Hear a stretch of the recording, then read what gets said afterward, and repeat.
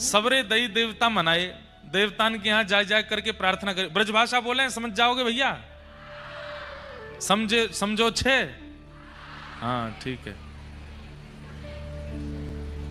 ब्रजभाषा सारू छे, बहुत मीठी भाषा है ब्रजभाषा, समझने का प्रयास करना। हमको कितने सारे लोग बोल गए, बोले आप ऊंझा उत्तर गुजरात में कथा कर रहे हो। मैंने हाँ, वहां के लोग तो बहुत गुजराती वासी वक्ताओं को ही सुनते हैं। मैंने क्या के देखो, हमको सुन रहे हैं सब रे, हम तो ब्रजभाषा बोल रहे हैं।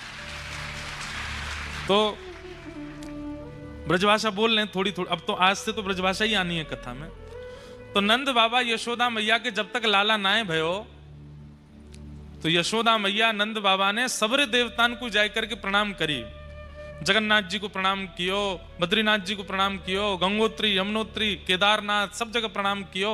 जो जो देवता उनको बताते गए, सब जगह जाके प्रणाम करते हो। प्रणाम करके कहां मांगते? हमें बालक नाए चाहिए, हमें लाला नाए चाहिए। तो अरे नंद बाबा की 9 लाख गैया हैं, नंद बाबा के बाद उन गैयान की सेवा करवे वालों ग्वारिया चाहिए। नंद बाबा के यहां इतने संत, इतने भक्त आते रहे, नंद बाबा सब संतन की सेवा करें, इनके बाद संतन की सेवा करवे वालों एक सेवक चाहिए। सोचिए, पुत्र की कामना कर तो रहे, पर पुत्र कैसा चाहिए? गौ सेवक, संत सेवक, भक्त सेवक। सब तीर्थों में जाकर के प्रणाम किया और कहा कि एक लाला है गयो, तो हम वचन दे रहे हैं लाला के संग फिर से तीर्थ में आवेंगे। लोग बाग तीर्थों में जाके ऐसी बोल देते हैं ना मनोकामना, ऐसी नंद बाबा यशोदा मैया ने सब तीर्थन में मनोकामना करी कि एक लाला है जाए, गैयान को सेवक, संतन को सेवक, तो वह लाला के संग हम तीर्थ करवे आवेंगे। ठाकुर जी को जन्म भयो, जैसे ही ठाकुर जी चलवे फिरवे बोलवे लायक भय, यशोदा मैया और नंद बाबा ने आपस में चर्चा करी, अब लाला चलन लगो, अब लाला बोलन लगो, अब हमें तीर्थ जानो चाहिए। चलो व्यवस्था बनाओ। अब महाराज बैलगाड़ी की तैयारी कर रहे हैं, सामान सट्टे सब रखते जा रहे हैं। सब ब्रजवासी भी एक है लिए, 100 200 400 ब्रजवासी भी संग है लिए। लेकिन नंद बाबा और यशोदा मैया की वृद्ध अवस्था देखकर के ठाकुर जी के मन में आई, बाबा इतने वृद्ध है गए, यशोदा मैया इतनी वृद्ध है गई, और मैं ने के ही बड़ो भयो हूं। अब ब्रजते बाहर ये तीर्थ करवावे मुकु ले जाएंगे, सालन लग जाएंगे इनको, और जो प्रेम ब्रज में मुकु विस्तारित करना वो है ना पावे को, कहा करूं। नंद बाबा यशोदा मैया बड़े वृद्ध है गए, सबरे तीर्थन को ठाकुर जी ने यमुना तट पे बुलायो। ठाकुर जी तो भगवान है, सबरे तीर्थ आकर के खड़े है गए यमुना तट पे। आज्ञा करें भगवान, कहा करना है? बोले भैया देखो हमारे अम्मा बाबा वृद्ध है गए, अब ये सब तीर्थन में जामेंगे, सालन लग जाएंगे, हमें 11 वर्ष ही ब्रज में रहना है। आप सब 84 कोस में फैल जाओ, हमें ज्यादा दूर नहीं जाना पड़े, 84 कोस में ही सबरे तीर्थन के दर्शन, सबरे धामन के दर्शन हमको यहीं है जाए, हमें और कहीं नहीं जाना पड़े। महाराज ऐसी स्थिति है गई, सारे तीर्थ 84 कोस में बैठ गए। अब तो छोटे छोटे तीर्थ जिनके नाम ही नहीं पता है वो भी आ गए लाइन में, बोले हम भी ब्रज में आवेंगे, हम स्थान दो, हम विराजमान होंगे। और उस भाव से भारतवर्ष के सारे तीर्थ 84 कोस में विराजमान हो गए। और फिर नंद बाबा यशोदा मैया के साथ लाला 84 कोस ब्रज यात्रा पर गए। तब से ये नियम है हमारे ब्रज में, ये अभी कार्तिक का महीना चल रहा है, अभी 84 कोस यात्रा चल रही होगी। 84 कोस की लोग परिक्रमा करते हैं, गाड़ियों में करते हैं, बसों में करते हैं, पर हम लाल जी को गाड़ी में नहीं लेके जाएंगे।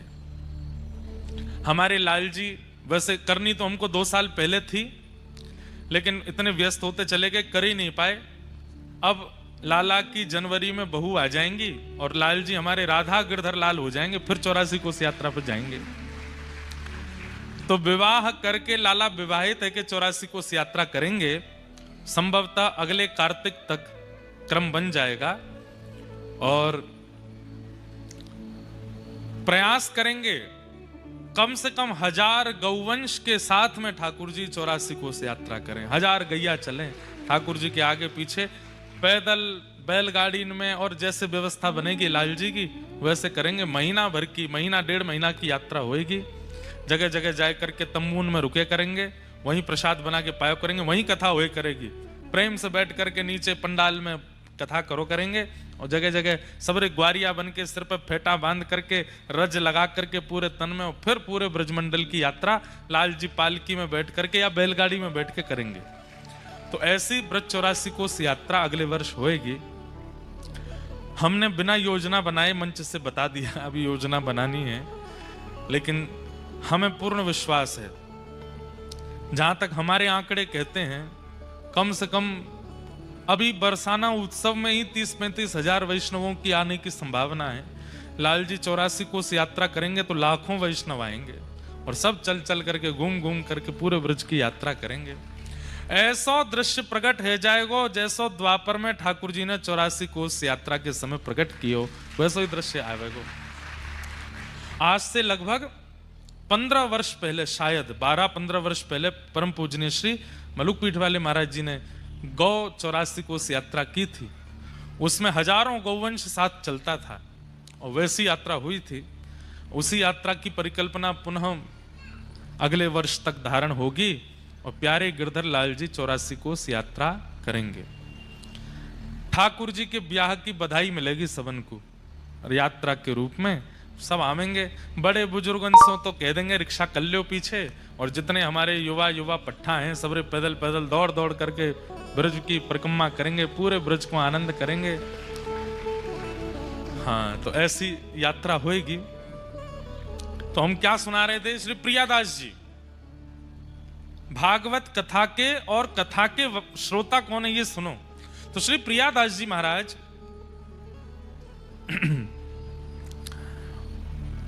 उनके मन में आई कि मैं 84 कोस यात्रा करूं।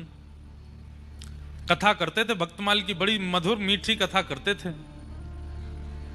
यात्रा करते करते आप पहुंचे हमारे ब्रजमंडल में, हरियाणा की सीमा से। जब आप दिल्ली से वृंदावन जाते हैं तो हरियाणा की सीमा पर व्रज का क्षेत्र जो पहला आता है उसका नाम है होडल। होडल, वहां पर शेख शाही भगवान है। उसके बाद आता कोसी कला,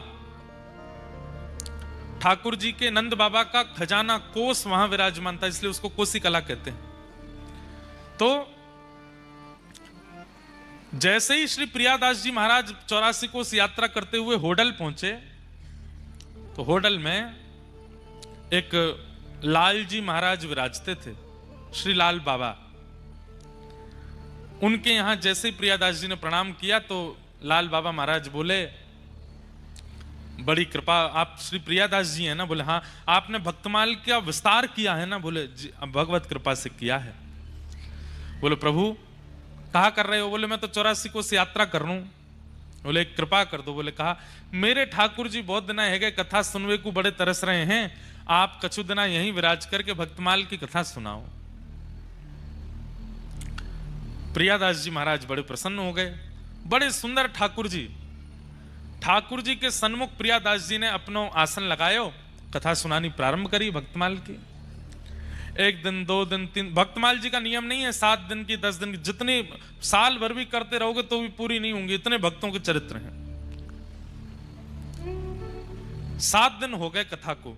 धीरे धीरे इतनी भीड़ होने लगी, अब तो गांव के लोग, बाहर के लोग, यात्रा करने वाले लोग सब इकट्ठे हो गए लाल बाबा महाराज के स्थान पर।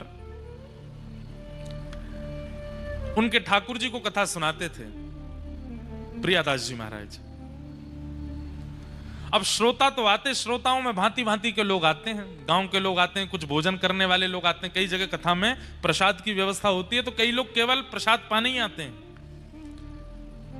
कथाओं में लिखवा दिया जाता है कि कथा के बाद भोजन प्रसाद की व्यवस्था, तो भीड़ दुगनी आती है। और वो भीड़ भी कब आती है? जब कथा विश्राम होने वाली होती है। जैसे अमूमन कथाओं का समय 3 से 7 होता है, 6 बजे भीड़ आती है, 7 बजे तक कथा सुनेंगे, फिर बढ़िया प्रसाद पाएंगे। हर तरीके के लोग आते हैं कथा में, कई जगह चोर भी आते हैं। अब यहां प्रियादास जी कथा सुना रहे थे, उनमें ही सुई चोर आ गए, 4-5 चोर आकर के बैठ गए, प्रेम से कथा सुनने लगे। कथा सुनते सुनते एक दूसरे को कोहनी मारी, कथा में ज्यादा मन मत लगाओ, पेट पूजा करनी है, ढूंढो कोई सामग्री दिख रही है दूर दूर तक। अब बाबा जी का आश्रम, वहां कौन सी कोई सामग्री होती है? कुछ ऐसा विशेष था नहीं। सब जगह ढूंढ धाड़ करके इधर उधर देख करके देखा, कुछ मिला नहीं। एक चोर ने कही, भाई देखो और तो कुछ दिख नहीं रहा, वे पीले पीले वस्त्रों में भगवान बड़े चमक रहे हैं और इनके पीछे चांदी का सिंहासन लग रहा है, नीचे चांदी की आरती, चांदी की थाली, चांदी की कटोरी, चांदी के बर्तन सब दिख रहे हैं। अभी ये तो हमको दिख रहे हैं, अंदर गर्भगृह में ना जाने कितनी सारी वस्तु होंगी। अगर इन ठाकुर जी की चोरी कर ली जाए तो आनंद आ जाएगा। सब ने मंत्रणा करी, कैसे करें? बोले उसके लिए तो एक काम करो, कथा के बाद प्रसाद पाके यहीं आश्रम में पोंछा बर्तन करो, ऐसा दिखाओ कि हम सेवक हैं, कथा सुन के सेवा भी कर रहे हैं, तो महाराज जी रुकने की अनुमति दे देंगे। कथा सुनने के बाद प्रसाद पाकर के सब भक्तों को प्रसाद परोसा चोरों ने। बाबा जी देख रहे हैं, बोले वाह बढ़िया भक्त आए आज, परोसवाई करवा रहे हैं। और जाके महाराज जी से, महाराज जी और सेवा बताओ। बोले वहां गौशाला में गोबर उठवा दो। चारों दौड़ करके गए, गोबर उठवाया है। और सेवा बताओ। बोले बर्तन सब झूठे हो गए, बड़ी बड़ी कढ़ाई सामग्री बनी, हम धो देते हैं, तुरंत धो धा दे।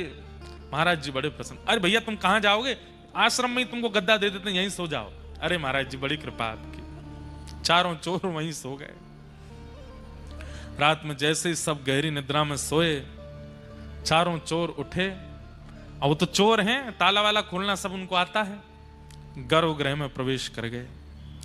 गर्भगृह में प्रवेश करके सबसे पहले तो बोरी में सारे बर्तन रखे, आरती रखी, आचमनी रखी, लोटा रखे, सारे सामान रखते जा रहे हैं। फिर कोई नई वस्तु दिख जाए उसको धर लें। ठाकुर जी उठा के नीचे धर दिए, सिंहासन भी धर लिया बोरी में। जाते जाते मन में सोचे सब चीज ले लिए, ठाकुर जी को काय को छोड़ रहे, उनको भी ले चलो। जैसे ही ठाकुर जी बोरी में धरे, बांध करके ले जाने लगे। सुबह होने से पहले सब सामग्री बांट बटोर करके और मंदिर में यथावत ताला पर्दा लगा के सब चले गए चोर।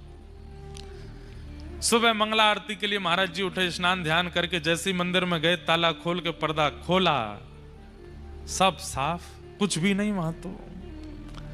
अब यहां तो हल्ला मचा। महाराज चिल्लाने लगे, बाबा अरे मेरे भगवान चोरी हो गए, अरे मेरे ठाकुर जी चोरी हो गए, अरे मेरे ठाकुर जी को कोई लेके चला गया। प्रियादास जी महाराज उठ करके संध्या आदि कर रहे थे, उनके कान में आवाज गई, उठ करके कहावे हो कहावे हो। बोले अरे ठाकुर जी को चोरी कर ले गए कोई। मंदिर में जाके देखा, पूरे सब वैष्णवों में हल्ला मच गया, ठाकुर जी चोरी हो गए। प्रियादास जी महाराज तो वहीं बैठ करके रोने लगे और रोते रोते मन में विचार करने लगे, मेरी कथा अच्छी नहीं लगी ठाकुर जी को, इसलिए भाग गए यहां से। अगर कथा भाई होती, भैया हल्ला मत करो, चोर नहीं लेके गए हैं। चोर की क्या सामर्थ्य जो ठाकुर जी को लेके चला जाए। ठाकुर जी को कथा इतनी चुभ रही थी कि अपने आप चोरों को बुला के उनके संग बैठ के चले गए ठाकुर जी। मेरी कथा के कारण हुआ। यदि मैं 84 कोस यात्रा करता रहता, कथा करने यहां नहीं रुकता, और मुझे भी थोड़ा सा मन में आ गया था कि मैं भी कथा वक्ता हूं, ठाकुर जी मेरी कथा सुनते हैं, इसलिए ठाकुर जी चले गए। प्रियादास जी रोने लगे। और वहां स्थिति क्या चोरों की, चोर गए किलोमीटरों दूर दौड़ते हुए कि कहीं पीछे से कोई आ नहीं जाए, और एकांत में कहीं जाकर के अपना जो उनका ठिकाना था वहां पहुंच गए। पहुंच करके बोरी वगैरह नीचे धरी, नीचे धर के सब सामान वामान सब बाहर निकाल दिया। थक गए थे, कुछ भोजन प्रसाद पाया। बोले भैया सो जाओ, अब तो रात भर हम सोए नहीं है, थोड़ी देर 1 आध घंटा सो लें, उसके बाद चोरी का जितना सामान है सब आपस में बांट लेंगे। चारों चोर जैसे ही सोए, नींद आते ही जिन ठाकुर जी को चोरी करके ले गए वो तुरंत इनके स्वप्न में, चारों के स्वप्न में एक साथ प्रकट हुए। और प्रकट होकर के बिल्कुल क्रोध में भर के देखने लगे। ये चारों अपने इस स्वप्न में थर थर कांपे। बोले आप कौन? बोले मैं वही हूं जाको तुम बोरी में बांध के लाए हो, बोरी में धर के लाए हो, मैं वही हूं। अरे आप इतने क्रोधी क्यों हो रहे हैं? बोले अरे 1 दुख 2 दुख 3 दुख 4 दुख 5 दुख देता होगा व्यक्ति, तुमने तो मुझे असंख्य दुख दिया है, इतना दुख दिया है, इतना कष्ट दिया है। अभी जहां तुम सो रहे हो वहीं पृथ्वी फटेगी और तुम तीनों रसातल में जाके गिरोगे। हमने क्या किया ठाकुर जी? अरे रात्रि से चोरी किए हो, कुछ खिलाया नहीं पिलाया नहीं, सुबह से भूखो प्यासो बैठा हूं मैं, बोरी में बांध के ले आए हो, स्वयं ने भोजन प्रसाद पा के सो गए हो, और भोजन प्रसाद बोरी में बांध के ले आए हो, स्वयं ने भोजन प्रसाद पा के सो गए हो, और भोजन प्रसाद तो बहुत दूर की बात रही, वहां में प्रेम से कथा सुनना था। 7 दिन से इतनी बढ़िया लीला चरित्र भक्तों की सुना रहे थे श्री प्रियादास जी महाराज, और तुम लोग वहां से मुझे लिया है। अभी मध्याह्न का समय हुआ है, कथा प्रारंभ होने में 2 घंटे बचे हैं, जो समय से कथा शुरू होती है। मैं तुम्हें कह रहा हूं कि तुम सोच नहीं पाओगे इतना बुरा करूंगा तुम चारों के साथ में। अभी इसी वक्त मुझे लेकर के वहां जाओ। हाँ ठाकुर जी, हम अभी उठ करके लेके, और सुनो सुनो सुनो, जितना सामान लेके आए हो मंदिर का वो सब भी लेकर के जाना। और अपराध किया है, कथा छुड़वाई है मेरी, तो दंड तो देना पड़ेगा। बोले तो क्या दंड है? बोले जब से तुमने चोरी करी है तब से आज तक जितना सामान तुम्हारे पास है वो सब भी बाबा को भेंट करके आओ वहां जाके, जहां से मुझे उठा के लाए हो। चोर तो तुरंत उठ गए, बोले जान प्यारी है, प्राण निकल जाएंगे। ठाकुर जी तुरंत चरणों में प्रणाम किया, सुंदर पालकी बनाई, पालकी में ठाकुर जी बैठाए। जितना सामान चोरी करके लाए थे वो एक रात में तो 1 बोरी भर के लाए, अब तो 15-20 बोरियां भर ली। क्यों? जितना सामान चोरी किया सब धर लिया। लेकर के नाचते गाते हरे कृष्ण हरे राम कीर्तन करते हुए जा रहे हैं। वहां पे सब रो रहे थे। इतने में किसी ने अल्लाह के बाबा देखो ठाकुर जी आ गए, ठाकुर जी आ गए। तो देखे, आहा, पालकी में विराजमान होकर के ठाकुर जी बढ़िया उछल उछल करके आनंद करते हुए आ रहे हैं। बाबा ने तो उन चोरों के पांव छुए, जय हो भैया, पता नहीं कहां के मनुष्य चोर चोरी करके ले गए थे, तुम बढ़िया हमारे ठाकुर जी को बचा लाए उनसे। चोरों ने उल्टे चरण पकड़े, हम कोई अच्छे आदमी नहीं है बाबा, तो हम ही तो चोरी करके ले गए थे। तुम चोरी करके ले गए थे तो फिर वापस क्यों लिया है? पूरी कथा बताई। बोले ठाकुर जी स्वप्न में आए और स्वप्न में आकर के बोले मुझे वहीं लेकर के जाओ, सारी सामग्री लेके जाओ और पूर्व में जितनी चोरी करी है वो सामान भी मंदिर में चढ़ा करके आओ। बोले ठाकुर जी ने आज्ञा की थी कथा शुरू हो उससे पहले पहले हमें पहुंचा देना, नहीं तो पृथ्वी फट जाएगी। प्रियादास जी ने जैसे ही सुना कि ठाकुर जी कथा सुनने के लिए वापस आए हैं, तुरंत ठाकुर जी को हृदय से लगा लिया और ठाकुर जी को वचन दे दिया, नाथ अब ये चोर तो यहीं रहेंगे, इनको भी भगत बना देंगे, सब सामान जो है ठीक है। अब जब तक संपूर्ण भक्तमाल पूरी नहीं हो जाएंगी, पहले तो ऐसा मन था कि 10-12 दिन में कथा करके चले जाएंगे, लेकिन अब जब तक पूरी कथा नहीं हो जाएंगी तब तक हम कथा आपको सुनाते रहेंगे, पूरी भक्तमाल आपको सुना करके तब यहां से आगे जाएंगे। आज भी 84 कोस की यात्रा में उन ठाकुर जी के दर्शन होते हैं जिन्होंने पूरी भक्तमाल स्वयं बैठ करके सुनी और चोरंते लड़ झगड़ के वापस आए गए। मुंह वापस छोड़ के आओ, मुंह कथा सुननी है पूरी।